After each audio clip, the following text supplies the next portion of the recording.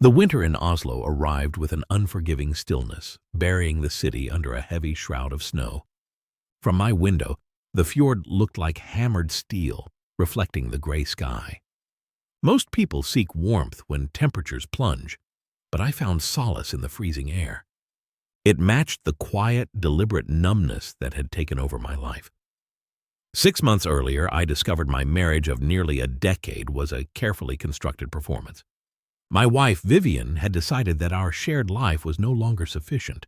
The betrayal did not announce itself with a dramatic confession. Instead, it arrived in the quiet hum of a tablet left on the kitchen counter, lighting up in the dark with messages that shattered our entire history. Her business trips to the mountain valleys of Geilo were not about corporate acquisitions, as she convincingly claimed. They were secret rendezvous with a man she called a trusted family friend, a man who had sat at our dinner table and toasted to our future. Many would have reacted with immediate, blinding rage, demanding answers in a storm of shouting.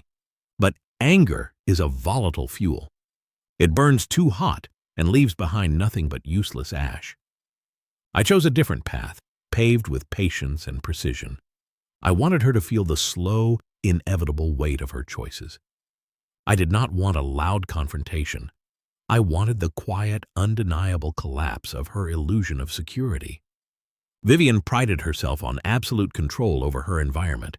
She believed she was infinitely smarter than everyone around her, moving chess pieces in a game only she could see, so I let her play. For weeks, I observed her patterns with the detachment of a scientist. I noted the subtle shift in her vocal pitch when she lied, the split-second hesitation before she locked her phone, and the effortless grace with which she painted a picture of domestic bliss while planning her next mountain escape. I did not utter a single word of suspicion. I simply prepared, systematically gathering every digital footprint, flight reservation, and encrypted message. The perfect opportunity presented itself when she announced a weekend getaway to a secluded, ultra-luxury cabin overlooking Lillehammer. The cabin was an architectural marvel of glass and wood, completely isolated and controlled entirely by an integrated smart home network. To Vivian, it was a sanctuary of absolute discretion. To me, it was the ideal stage. Through quiet, calculated digital maneuvers, I gained administrative access to the property's security and automation systems weeks before they arrived. I had no intention of causing physical harm. True justice is entirely psychological. The exact moment when a mind fully comprehends the depth of its betrayal and the absolute inevitability of consequence. On the day of her departure, a severe blizzard wrapped the wilderness in freezing isolation. I drove to a modest cabin on the opposite ridge, equipped with high-powered optics and a direct connection to her smart home system. Through the glass facade of her retreat, I watched her arrive with him.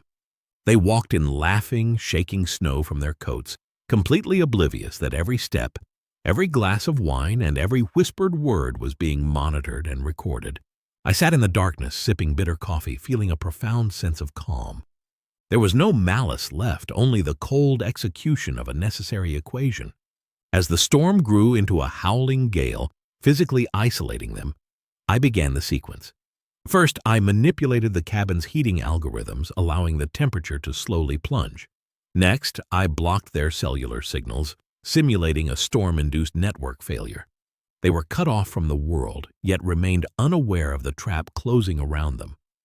The real shift began when the smart screens integrated into the cabin's walls began to flicker. Instead of displaying local weather, they began cycling through a series of documents. First came the flight itineraries.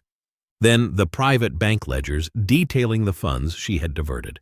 Finally, the intimate messages they had exchanged over the last 2 years projected in high definition across the room.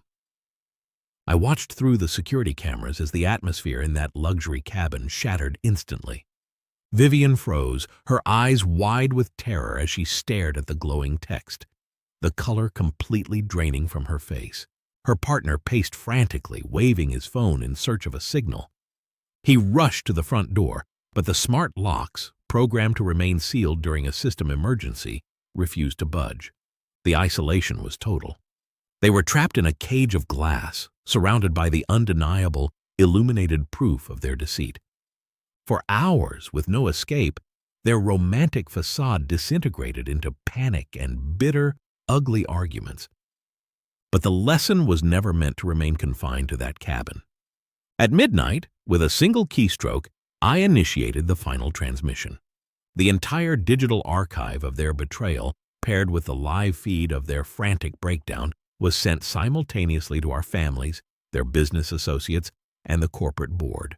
Her flawless reputation, the armor she wore to shield herself from consequence, evaporated in a single second.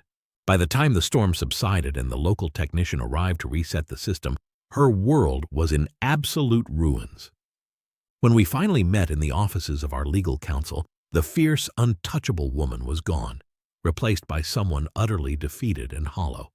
She signed the divorce settlement without a single word of protest, relinquishing every claim to the assets she had tried to manipulate. "How long did you know?" she whispered, her voice trembling. I chose not to answer, letting the silence of the room absorb the weight of her question. She finally understood that actions have gravity and that some debts must be paid. Now, as the spring thaw breaks the thick ice on the Oslo fjord, I walk along the harbor, watching the dark water flow freely. The heavy burden has completely lifted, replaced by an unshakable calm. Justice does not need to be violent. When designed with patience, it is inevitable.